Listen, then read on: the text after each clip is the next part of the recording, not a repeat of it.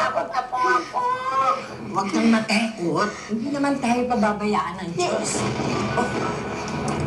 Yan. O, dandan. Ingat na. Opo.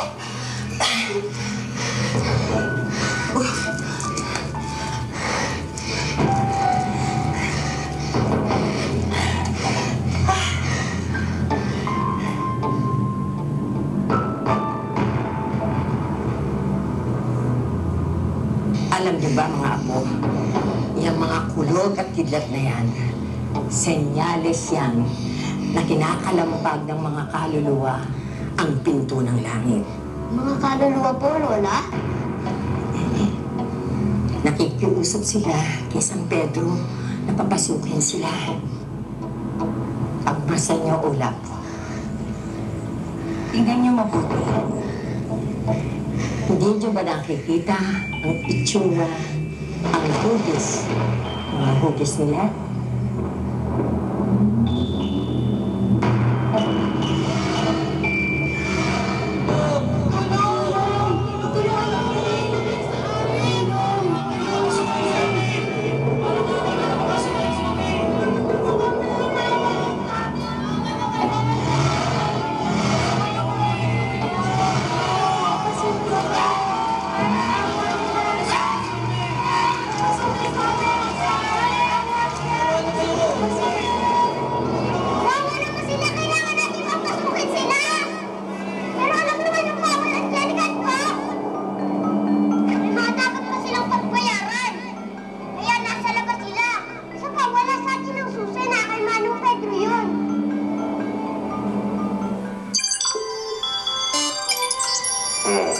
Di mo pa oras.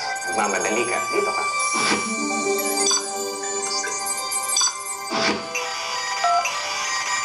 Mabuti naman tayo. Pahinga ka na.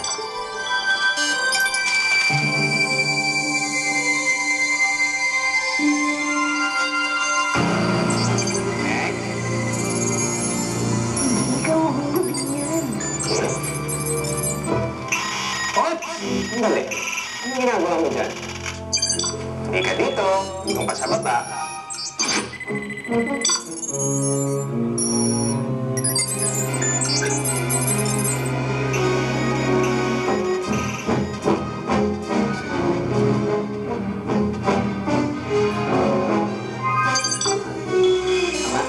Pa-check lang ah.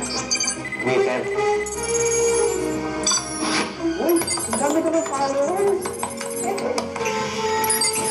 Ayun po. Gusto na kayo. Je.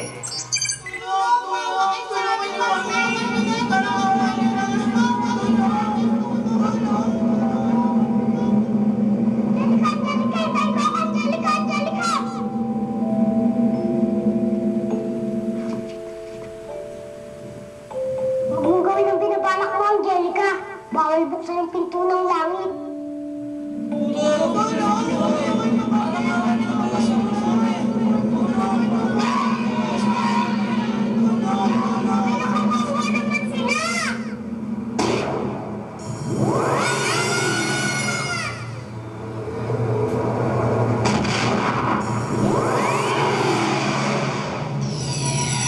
Ang dami tambay. Angelica! Bakit mo pinapasok yung mga kaluluwa? Lagot ka kay Manuel!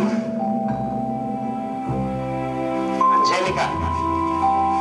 Ano naman ang ginawa mo bilang bata ka? Huwag po tayo magalit, Manong. Peace tayo.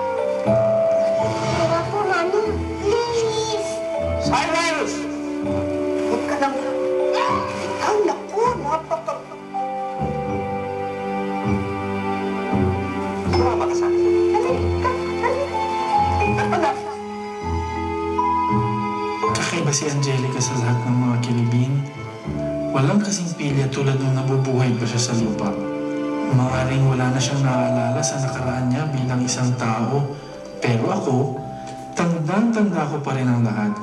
Bilang kanyang Anghel de la Guardia, nasaksihan ko maging mga pag-iibigan ng kanyang mga magulang. Sina Arman at Melissa. Masisisi ba natin si Ricardo?